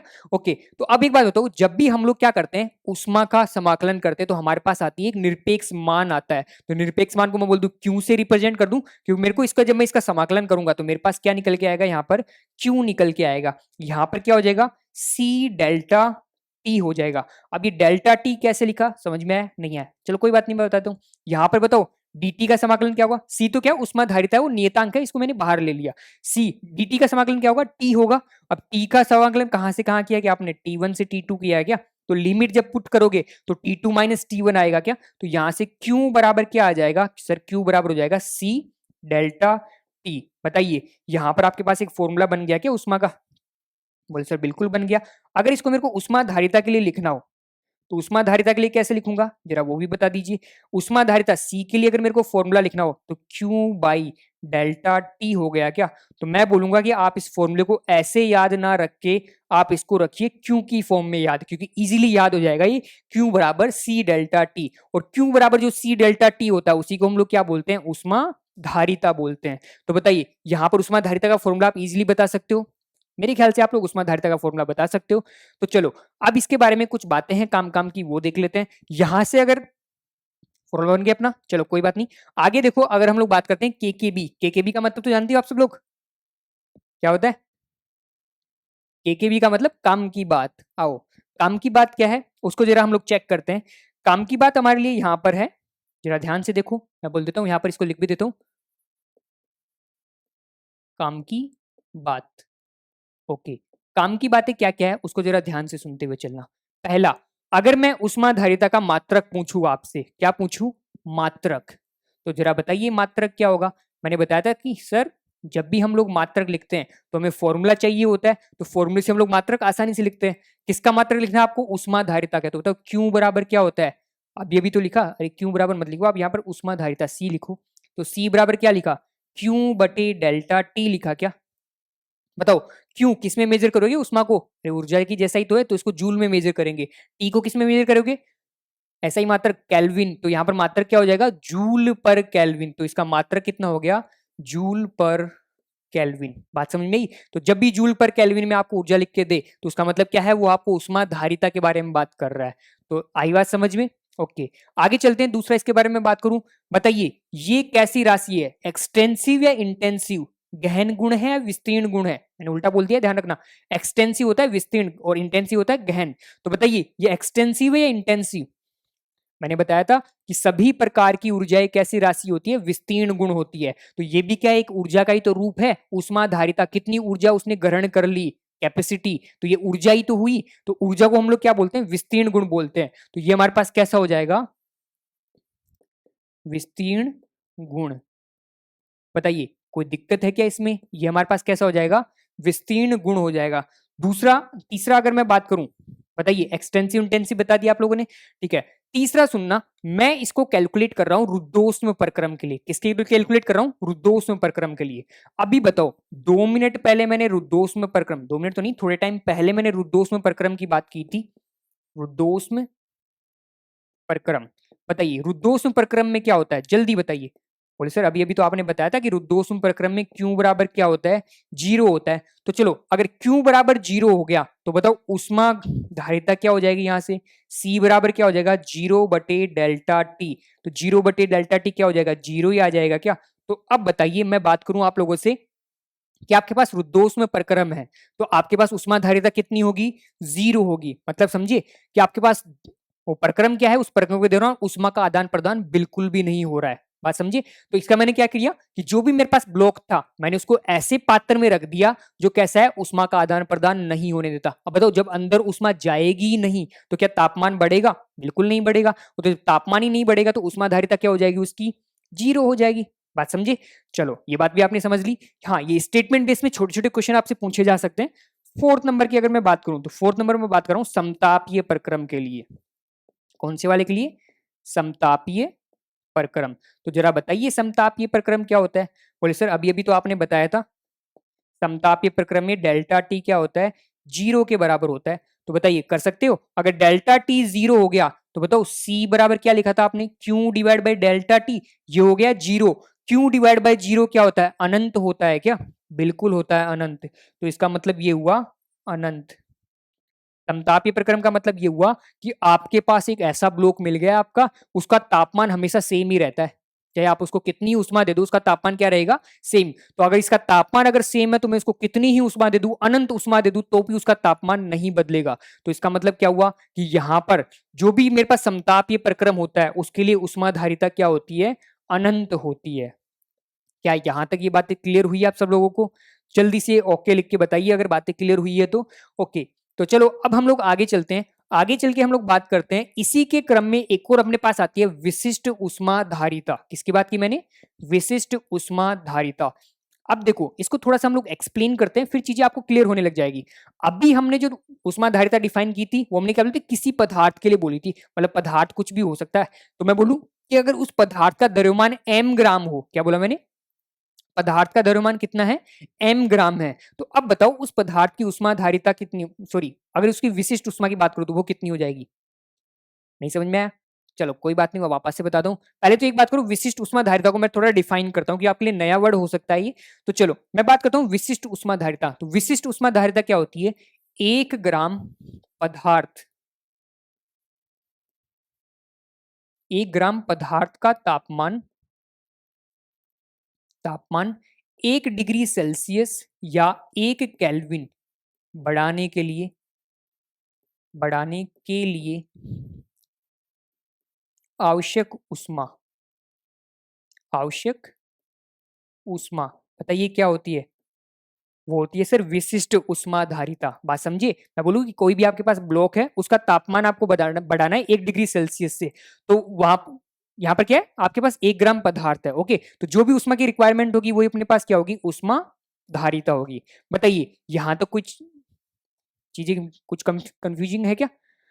चलो अब इसके बाद में देखो हम लोग इसके फॉर्मूले की बात करते हैं। तो जरा ध्यान से बताइए विशिष्ट ऊष्माधारिता को कैसे लिखते हैं, मैं वो बताता हूँ। इसको हम लोग एस से भी रिप्रेजेंट कर सकते हैं और सी एस से भी रिप्रेजेंट कर सकते हैं। तो चलो अगर इसका मेरे को फॉर्मूला लिखना हो तो यहां पर अगर एस बराबर लिखूं तो अब बताओ, जो आपने मैं बोलूं कोई पदार्थ आपके पास उसकी उसका द्रव्यमान कितना है, एम है, अगर उसके 1 ग्राम के लिए मेरे को निकालना हो तो क्या करूंगा, एम से डिवाइड कर दूंगा क्या ऊष्माधारिता को, तो किसके लिए आ जाएगी, 1 ग्राम के लिए आ जाएगी। ओके, तो उस एम ग्राम पदार्थ की ऊष्माधारिता कितनी थी, सी थी। अब इसको मेरे को पर ग्राम के लिए लिखना हो, 1 ग्राम के लिए, तो मैं क्या करूंगा, एम से डिवाइड कर दूंगा। एम क्या है यहाँ पर मेरे पास, द्रव्यमान। अभी मैं लिख भी दूंगा, एम आपके पास क्या है, द्रव्यमान। तो बताओ यहाँ पर ये क्या आ गई, ऊष्माधारिता आ गई है, या मैं बोलूं विशिष्ट ऊष्माधारिता आ गई क्या। ओके, जल्दी से यहाँ पर सी का अगर मैं फॉर्मूला पुट करूं तो सी का फॉर्मूला अभी क्या बना था आपके पास, बोले सर सी का फॉर्मूला बना था Q divide by delta T. तो यहाँ पर क्या हो जाएगा, एम डेल्टा टी हो जाएगा क्या। अगर फॉर्मूले को थोड़ा सा अरेंज करूं तो यहां से क्या बन जाएगा, एक तो बन जाएगा एस बराबर Q divide by M delta T. तो जरा ध्यान से बताइए, क्या आपने विशिष्ट ऊष्मा का फॉर्मूला बता दिया क्या? अगर विशिष्ट ऊष्मा का फॉर्मूला आपको पता लग गया, ओके, तो यहां से बताइए, इसको फॉर्मूले को आपको ऐसे याद नहीं रखना है, इस फॉर्मूले को आपको ध्यान रखना है क्यू की फॉर्म में। कैसे, वो भी मैं लिख देता हूं। क्यू बराबर बताइए यहां से मैं क्या लिख सकता हूं, एम एस डेल्टा टी लिख सकता हूं क्या। जरा ध्यान से देखो, इसको मैं पूरे को इधर भेजूं तो क्या बन जाएगा मेरे पास, एम एस डेल्टा टी। तो आपको इस फॉर्मूले को इस फॉर्म में ध्यान रखना है, इजीली आपके याद रह जाएगा। अब कौन कौन क्या क्या है वो भी मैं बता देता हूँ। क्यू तो क्या हो गया आपके पास, बोले सर क्यू तो हम लोग जानते हैं इसको, तो ये तो हो गई उष्मा, ठीक है। एम क्या हो गया आपके पास, एम हो गया द्रव्यमान। ओके, यहां पर एस क्या हो गया आपके पास, सर एस हो गया विशिष्ट उष्मा, विशिष्ट उष्मा। तो जरा बताइए अब डेल्टा टी क्या हो गया यहाँ से, तो सर डेल्टा टी तो तापांतर हो गया, ये तो पता है हम लोगों को। बताइए हर एक चीज बता सकते हो आप, इसमें कोई दिक्कत आएगी आपको, मेरे ख्याल से कोई दिक्कत नहीं होनी चाहिए। चलो तो इसके बारे में कुछ बातें डिस्कस कर लेते हैं हम लोग। पहली बात हम लोग डिस्कस करते हैं इसका मात्रक। तो बताइए मात्रक तो जल्दी से बता दिए, मैं यहीं पर बता देता हूँ साइड में कोने में कुछ चीजें, छोटी छोटी चीजें, उनको हम लोग यहीं डिस्कस कर लेते हैं एक डिब्बा बना के। तो चलिए जरा बताइए इसका मात्रक क्या होगा, जल्दी जल्दी जल्दी। अच्छा बोले सर लिख नहीं पा रहे हम लोग कमेंट सेक्शन में, कोई बात नहीं मैं बता देता हूँ। इसका मात्रक होगा आपके पास, देखो ध्यान से देखो, मात्रक फॉर्मूला देख के बताओ। यहाँ पर क्या है, क्यू, क्यू को किस में मेजर करेंगे, जूल में, डिवाइडेड बाय, यहाँ पर एम किस में आएगा, अरे द्रव्यमान किस में आता है, ग्राम में आता है क्या, तो ये क्या हो जाएगा, ग्राम हो जाएगा। ई किस में आता है? केल्विन में। तो क्या बन गया आपके पास? जूल पर ग्राम केल्विन। कोई दिक्कत? मात्रक लिख सकते हो? सर बिल्कुल लिख सकते हैं। दूसरी बात मैं बात करूं, ये गहन गुण है विस्तीर्ण गुण है? ये बताओ, गहन या विस्तीर्ण? लास्ट क्लास में दिया था मैंने हिंट आपको, के भी वहां पर भी बात की थी हमने। मैंने बोला था कि जब भी आपके पास कोई विस्तीर्ण गुण, अभी देखो ऊष्माधारिता क्या थी? विस्तीर्ण गुण था। अगर वो विस्तीर्ण गुण प्रति आयतन, प्रति द्रव्यमान से मतलब था कि प्रति ग्राम, ओके, प्रति ग्राम वो प्रति मोल के लिए डिफाइन हो जाए तो वो राशि कैसी बन जाती है? गहन राशि बन जाती है। और मैंने वहां पर बोला भी था, इसको आगे चल के भी एक बार मैं फिर से बताऊंगा। तो यहां पर देखो, यहां पर आप लोगों ने किसके लिए डिसाइड किया? पर ग्राम के लिए डिसाइड किया क्या? 1 ग्राम पदार्थ का द्रव्यमान। तो 1 ग्राम पदार्थ मतलब 1 ग्राम के लिए आप इस चीज को डिफाइन कर रहे हो। तो यहां पर ये क्या हो गया आपके पास? एक गहन गुण हो गया। तो इसको हम लोग क्या बोलेंगे कि आपके पास ये कैसी प्रॉपर्टी है? गहन गुण है। बताइए, आप लोग भूलोगे क्या इस बात को? ये तो आपके पास पहला पॉइंट हो गया, ये आपके पास दूसरा पॉइंट हो गया। तीसरे पॉइंट की अगर मैं बात करूं, बताओ ये एक्सटेंसिव है या इंटेंसिव? ये तो खैर आपने कर ही लिया। दूसरा, ये क्या है आपके पास? अवस्था फलन है या फिर पथ फलन? सोचना इसके बारे में थोड़ा सा, इसके बारे में बताऊंगा नेक्स्ट लेक्चर में। तो चलो आगे हम लोग बात करते हैं इसके बारे में। खैर इसके बारे में तो सारी बातें हो गई, बेसिक बेसिक बातें सारी होगी। अब आगे चलते हैं। आगे अपने पास कौन है उसको भी जरा देख लेते हैं। अपने पास है मोलर उष्माधारिता। क्या है अब आपके पास? मोलर उष्माधारिता। देखो नाम से ही पता लग रहा है मोलर, पर मोल के लिए डिसाइड करना पड़ेगा अपने को। इसको बात समझ रहे हो? ठीक है, सेम ही है। इसको भी हम लोग क्या बोलेंगे कि जब भी किसी 1 मोल पदार्थ का, क्या बोलूं मैं इसको? 1 मोल पदार्थ का तापमान, पदार्थ का तापमान 1 डिग्री सेल्सियस या 1 केल्विन, क्या बोला मैंने? 1 डिग्री सेल्सियस या 1 केल्विन बढ़ाने के लिए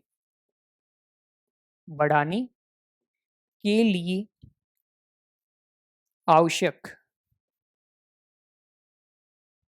आवश्यक ऊष्मा, आवश्यक ऊष्मा को ही हम लोग क्या बोलते हैं? क्या मोलर ऊष्माधारिता बोलते हैं क्या? बिल्कुल बोलते हैं। इसको हम लोग रिप्रेजेंट करते हैं सीएम से। किससे रिप्रेजेंट करते हैं? सीएम से रिप्रेजेंट करते हैं। तो चलो अब जरा ध्यान से समझना इसको। मैंने अभी अभी थोड़े टाइम पहले ऊष्माधारिता बताई थी। मैंने क्या बोला था? किसी पदार्थ की। क्या मैंने यहाँ पर कोई मोल डिसाइड किए थे? नहीं किए। मैं बोल दूं उस पदार्थ के एन मोल आपके पास, तो अब बताओ प्रति मोल के लिए डिसाइड करना तो क्या करना पड़ेगा? एन से डिवाइड करना पड़ेगा। तो जैसे ही एन से डिवाइड करूंगा तो वो राशि किसके लिए डिफाइन हो जाएगी? प्रति मोल के लिए डिसाइड हो जाएगी। बताइए, समझ सकते हो इस बात को? बोले सर बिल्कुल समझ सकते हैं। तो चलो इसके लिख दो फिर इसके लिए फॉर्मूला। तो सीएम किसके बराबर हो जाएगा? सीएम बराबर हो जाएगा सी डिवाइड बाई एन। सी क्या है? उष्माधारिता। एन क्या है? प्रति मोल के लिए।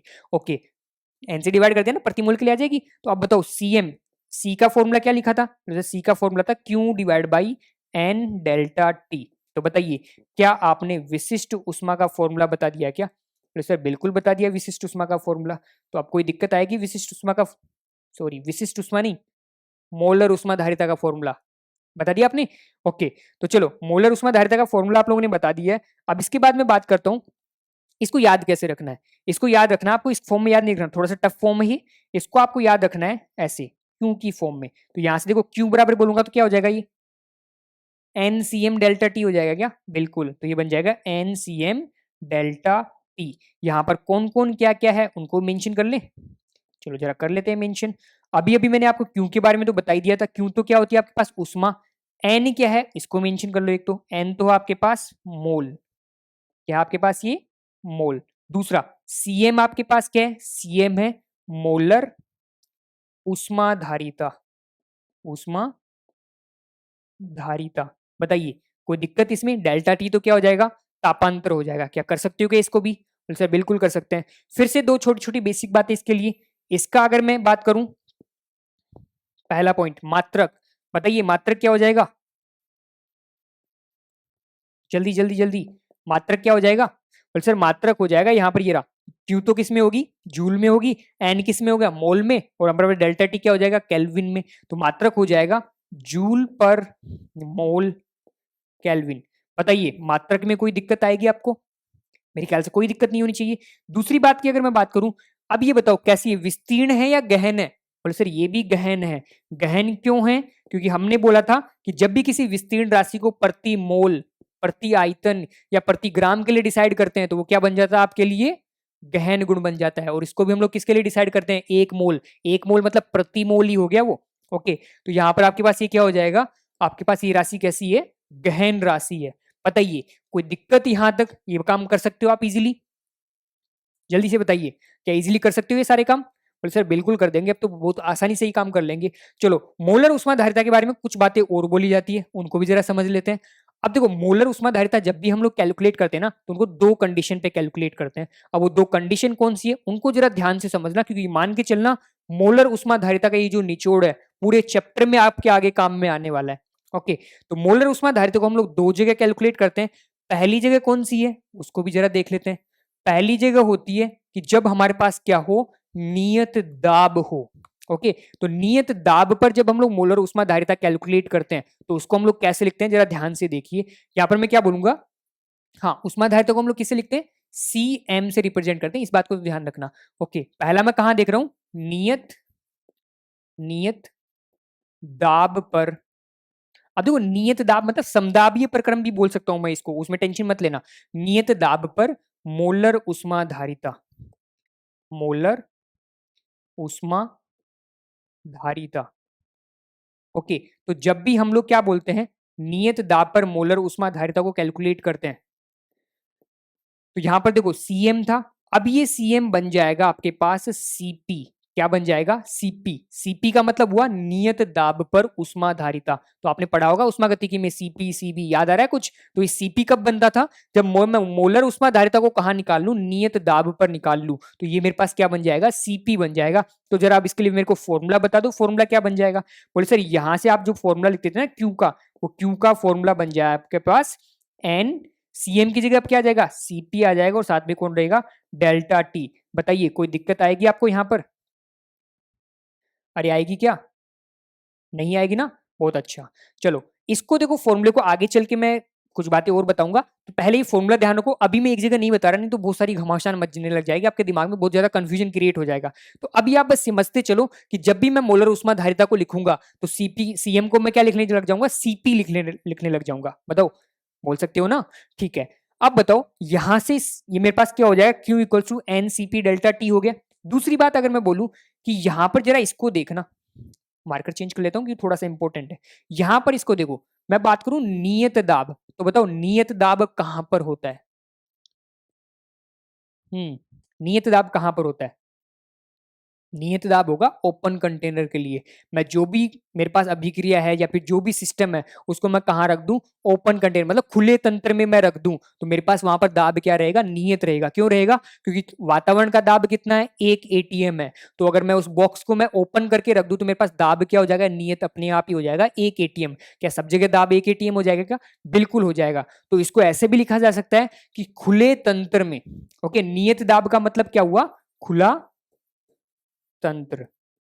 क्या हुआ इसका मतलब, खुला तंत्र। तो मैं किसकी बात करूंगा यहाँ पर, जब भी या तो आपको खुला तंत्र लिख दे, खुला तंत्र का मतलब भी क्या है, वहां पर नियत दाब है, या फिर वो आपको लिख दे समदाबीय प्रक्रम, तो उसका मतलब भी क्या है, दाब नियत है, या फिर वो आपको लिख दे नियत दाब। तो हम लोग जो मोलर उष्मा धारिता है उसको हम लोग क्या बोलने लग जाएंगे फिर, जल्दी बताओ क्या बोलने लग जाएंगे, सीपी बोलने लग जाएंगे क्या।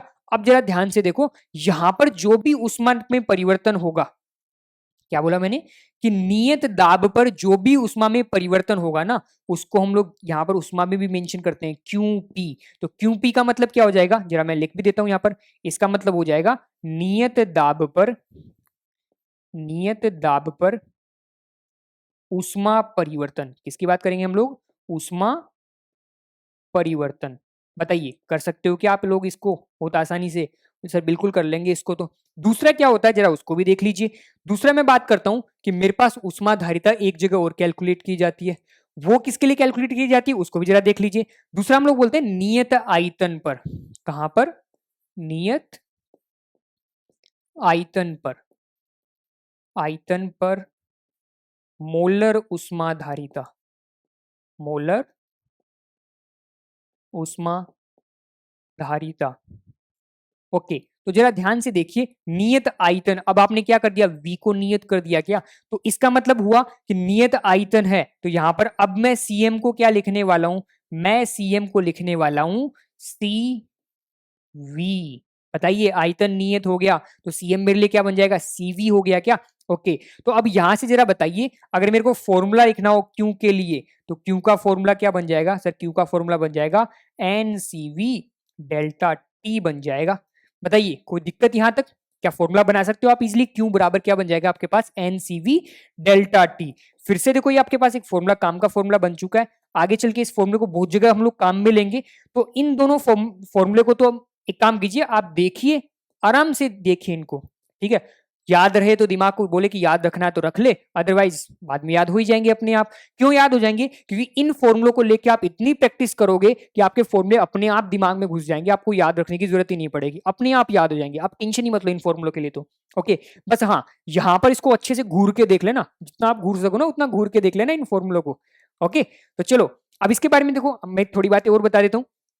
यहां पर हम लोग बोलेंगे कि जो भी हमारे पास दाब है, सॉरी उष्मा है, यहां पर देखो उष्मा कहां पर आई, नियत आयतन पर आई, तो इसको मैं क्या बोल दूंगा अब, क्यू वी बोल दूंगा। और क्यू वी का मतलब हो जाएगा नियत आयतन पर, नियत आयतन पर क्या हो जाएगा आपके पास, बताओ जल्दी से, नियत आयतन पर उष्मा, या फिर बोल दे उष्मा परिवर्तन, बोल सकते हैं उष्मा परिवर्तन। बताइए कोई दिक्कत है क्या यहां तक, बोल सर यहां तक तो कोई दिक्कत नहीं थी हमें, सारी बातें सही से समझ में आ रही है। हाँ, अगर फिर भी कोई दिक्कत आ रही है तो आप कमेंट सेक्शन में बताइए, मैं जल्दी से उसका सॉल्यूशन बताऊंगा आपको। ओके, तो यहां पर देखिए मेरे पास क्या है, नियत आयतन पर उष्मा धारिता, बात समझ रहे हो। अब जरा ध्यान से देखो, मैं बोल रहा हूं नियत आयतन, ये नियत आयतन कब होता है, सोचो सोचो सोचो, नियत आयतन कब होता है, जब आपके पास क्या हो, बंद तंत्र हो, और बंद तंत्र में क्या हो, दीवारें बिल्कुल रिजिड हो। मैंने बात करूं वो जब मैं बाउंड्री की बात कर रहा था, दृढ़ दीवारों से बना हुआ तंत्र, क्या वहां पर आयतन नियत रहेगा क्या, बिल्कुल रहेगा। ओके, तो यहां पर इसका मतलब क्या हुआ कि आपके पास यहां पर किस, मतलब ये जो भी अभिक्रिया वगैरह हो रही है वो कहां होनी चाहिए, बंद तंत्र में होनी चाहिए। कहां पर होनी चाहिए, बंद तंत्र। और साथ में बंद तंत्र की दीवारें कैसी होनी चाहिए, दृढ़ दीवार। कैसी दीवार होनी चाहिए, दृढ़ दीवार। चारों तरफ से अगर दीवार मजबूत है तो वहां पर आयतन क्या हो जाएगा आपका, फिक्स हो जाएगा, और आयतन फिक्स हो गया तो उसी को तो हम लोग बोलते हैं नियत आयतन। या फिर इसको कैसे बोला जा सकता है, समायतनी प्रक्रम भी बोला जा सकता है। समायतनी प्रक्रम का मतलब होगा आयतन वहां पर क्या रहने वाला है, नियत रहने वाला है। तो बताइए उष्मा धारिता के बारे में ये जो कुछ बेसिक बातें थी आपको समझ में आई होंगी मेरे ख्याल से। अरे हाँ है ना, आ गई ना। चलो मजा आ जाएगा अगर ये बातें आपको समझ में आ गई, और इन बातों का आपने अगर इस स्लाइड का आपने 20% भी अभी याद रख लिया ना, ये मान के चलना आगे जाके मजा आने वाला है इसके बाद इस चैप्टर में। ओके, जितने भी न्यूमेरिकल्स होंगे आप सारे न्यूमेरिकल्स आराम से सोल्व कर दोगे बिना कोई टेंशन के। तो चलो अब हम लोग आगे चलते हैं। यहां पर हमने किसके बारे में देख लिया, उष्मा धारिता के बारे में बात कर ली। आगे हम लोग बात करते हैं केकेवी, फिर से काम की बात आ गई। चलो देखते हैं काम की बात क्या है। ओके, क्या अपने पास काम की बात, अभी काम की बात क्या है इसको भी जरा ध्यान से देख लो। कुछ नहीं है, छोटे छोटे 2-3 फॉर्मूले उनको आपको याद रखना है। हाँ, इनका डेरिवेशन मैं आपको नहीं बताऊंगा, बस आप तो फॉर्मूले को ध्यान रखो, क्योंकि फॉर्मूला अगर ध्यान आपने रख लिया तो आपने सारे क्वेश्चन सोल्व करने हैं अपने को। क्वेश्चन सोल्व करने से मतलब रखो कि अपने को यही निकालना है, ना कि रिसर्च करनी है यहाँ पर बैठ के। ओके, तो हम लोग पहला फॉर्मूला बात करेंगे, सीपी और सीमी में रिलेशन क्या होता है। मैं बोलूंगा सीपी माइनस सीवी होता है आपके पास आर के बराबर। किसके बराबर होता है, आर के बराबर। इसको हम लोग क्या बोलते हैं, सीपी माइनस सीवी। जल्दी से बताओ कौन सा समीकरण है इसको, क्या कौन सा समीकरण किस नाम से बोलते हैं, कमेंट सेक्शन में बताइए जल्दी से। बता दोगे ना, हाँ मेरे को विश्वास है आप लोग बता दोगे ढूंढ के। सीपी माइनस सीवी को हम लोग क्या बोलते हैं, सीपी माइनस सीवी किसके बराबर होता है, आर के लिए। हाँ एक बात और बोल देता हूं मैं इसके लिए, ये आपके लिए किसके लिए लिखा जाता है, ये आपके लिए लिखा जाता है 1 मोल के लिए। किसके लिए है, 1 मोल के लिए। अगर मेरे को इसी को एन मोल के लिए लिखना हो तो साथ में क्या कर दूंगा, मैं आर के साथ एन से मल्टीप्लाई कर दूंगा। चलो वो भी मैं लिख देता हूं, तो यहां पर मैं लिख दूंगा सीपी माइनस सीवी। अगर ये लिखा हो एन आर, ऐसे अगर लिखा हो तो ये किसके लिए बन गया बताइए, बोले सर ये बन गया एन मोल के लिए। किसके लिए बन गया, एन मोल के लिए। बताइए कर सकते हो क्या आप इस कहानी को, बोले सर बिल्कुल कर लेंगे। तीसरा फॉर्मूला काम का है। ओके, काम कहाँ आएगा वो भी मैं बता देता हूं। जब भी आप पढ़ोगे रुद्धोष्म प्रक्रम के बारे में, जब हम लोग वर्क कैलकुलेट करेंगे आगे चल के, तो वहां पर काम में आने वाला है, उसको हम लोग बोलते हैं गामा। क्या होता है, गामा। गामा बराबर होता है सीपी बटे सीवी। इनसे मतलब आप तो आराम से देखो, गामा किसके बराबर होता है, सीपी बटे सीवी का। बस इन तीन फॉर्मूला, तीन में तो क्या दो ही है जनरली अगर देखा जाए तो। आप दो फॉर्मूलों को याद रख लो। आपके मान के चलना क्वेश्चंस में जो आपसे क्वेश्चन पूछे जाएंगे उनको आप बहुत आसानी से सोल्व कर दोगे। तो आपके पास क्या बन जाएगा, गामा किसके बराबर होता है, सीपी बटे सीवी के बराबर होता है। अब हम लोग नेक्स्ट क्लास में कैलकुलेशन करेंगे कि हम लोग सीपी और सीवी कैसे कैलकुलेट करेंगे। तो मेरे ख्याल से यहां तक आपको सारी बातें समझ में आई होंगी। ओके, तो चलो, अगर सारी बातें समझ में आई है तो बहुत अच्छी बात है। अब हम लोग नेक्स्ट क्लास में बात करेंगे आंतरिक ऊर्जा के बारे में, बात करेंगे कार्य के बारे में, बात करेंगे और उष्मा के बारे में बात करेंगे। तो उसके लिए प्रिपेयर होके आना। उनके लिए अगर आप प्रिपेयर हो गया हो तो आपको उष्माधारिता की जरूरत पड़ने वाली है और कुछ बेसिक टर्म्स की भी जरूरत पड़ने वाली है, तो उनको भी बहुत अच्छे से करके आना। प्रॉपर नोट्स बनाना अपने। ओके, नोट्स के साथ साथ रिवीजन भी करते रहना, क्योंकि मान के चलना यही चैप्टर है जो आपका सिलेक्शन करवाएगा। बात समझे? ओके, और अच्छी रैंक अचीव करने में ये चैप्टर बहुत हेल्प करने वाला आपका। बहुत सारे बच्चे इसको टफ चैप्टर समझ के छोड़ देते हैं, तो आपको ऐसा बिल्कुल भी नहीं समझना। बहुत आसान टॉपिक है ये। टफ क्यों बन जाता है बच्चों के लिए, क्योंकि बच्चे चीजों को कनेक्ट नहीं कर पाते हैं। ओके, जब न्यूमेरिकल कर रहे हो तो कनेक्ट नहीं कर पाते हैं। वो सारी चीजें मैं कनेक्ट करवाते हुए चलूंगा, तो उसके लिए तैयार रहना। मिलते हैं हम लोग अपनी नेक्स्ट क्लास में, तब तक के लिए ओके बाय।